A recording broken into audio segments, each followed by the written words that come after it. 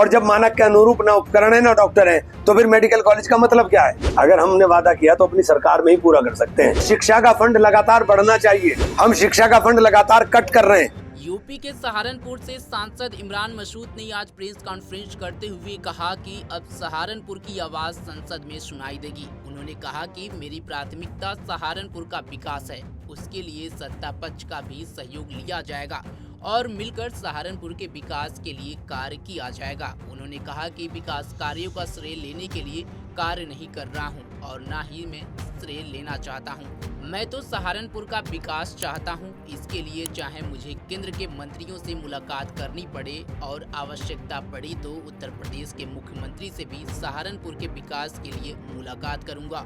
उन्होंने उत्तर प्रदेश की सरकार के द्वारा बिजली व्यवस्था की तारीफ भी की। सुनिए इमरान मसूद ने और क्या कुछ कहा। भैया ये जो देखिए ये जो जन समस्या है जो लेकर आएंगे, इन मामले में निश्चित रूप से अधिकारियों का भी मीटिंग बुलाएंगे, हम दिशा की मीटिंग बुलाएंगे। उस मीटिंग के अंदर अधिकारियों के सामने रखेंगे और अगर किसी का व्यक्तिगत रूप से पर्टिकुलर है, मैं आपके माध्यम से कहना चाहता हूँ, मेरे कार्यालय पर आ जाए, मैं बैठा हूँ, मिलूंगा। मैंने तय करा कि मैं हर सूरत में कुछ भी होगा सैटरडे संडे में तो सहारनपुर ही रहूंगा, चाहे कहीं भी होऊंगा, लेकिन सैटरडे संडे में सहारनपुर ही रहूंगा। मानसून आ रहा है और बाढ़ की स्थिति पहले भी सहारनपुर में देखने को मिली थी, तो क्या इसको लेकर प्रशासन देखो ये बहुत ऐसा मुद्दा है कि मैं इसके ऊपर गहन मंथन कर रहा हूँ और कुछ विशेषज्ञों से राय भी ले रहा हूँ। सहारनपुर के अंदर 3 नदियां हैं खास तौर से, एक नदी है पौधोई नदी, दूसरा ढमोला और तीसरी जो बड़ी नदी है वो है हिंडन। और जब ये तीनों नदी एक जगह मिलती हैं तो हिंडन के अंदर फ्लो ज्यादा होता है, हिंडन पानी नहीं ले पाती और ये बैक मारता है और बैक वाटर से पूरे शहर के अंदर हमारे तबाही मचती है।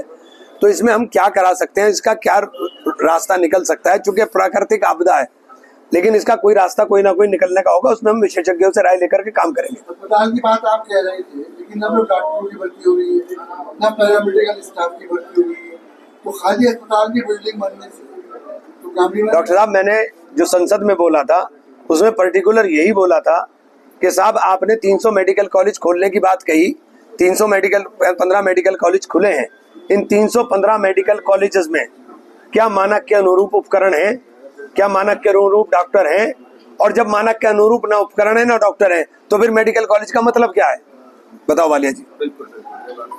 और बताओ सर, महंगाई कांग्रेस के घोषणा पत्र का एक प्रमुख मुद्दा रही है, तो क्या उम्मीद कर सकते हैं कि कांग्रेस ने जो अपने घोषणा पत्र में 450 रुपए सिलेंडर, पेट्रोल के दाम कम करा देंगे, क्या आप करवा पाएंगे? विपक्ष में आप एक बात सुनिए, आप बहुत समझदार व्यक्ति हैं।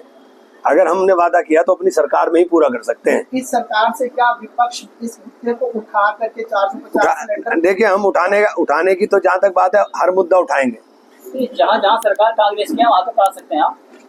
यार, सेंट्रल सब्जेक्ट और स्टेट सब्जेक्ट अलग होते हैं मुस्तकीम साहब। जो स्टेट सब्जेक्ट्स हैं वो अलग हैं। आप मेरी पर्टिकुलर केंद्र स्टेट गवर्नमेंट का विषय कांग्रेस की सरकार का हो तो मुझे बताओ, मैं आपको जवाब दे दूंगा। अस्पताल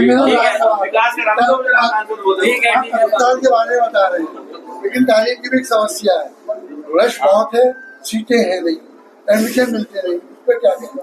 आपने मेरा भाषण नहीं सुना, इसका मतलब नहीं, आपने सुना नहीं। मैंने कहा कि एएमयू जैसे संस्थान आप बंद होने के कगार पर जा रहे हैं, क्योंकि 45 यूनिवर्सिटी जो सेंट्रल यूनिवर्सिटी हैं उसके अंदर 30% से ज्यादा शिक्षकों की कमी है, 30% से ज्यादा। और आप लगातार फंड रिड्यूस कर रहे हैं, जबकि शिक्षा का फंड लगातार बढ़ना चाहिए। हम शिक्षा का फंड लगातार कट कर रहे हैं।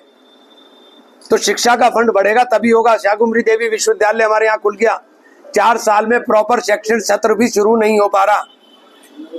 मैं इस संबंध में मुख्यमंत्री से भी मिलूंगा और अगर मुझे यूजीसी चेयरमैन से मिलना पड़ा उनसे भी मिलूंगा।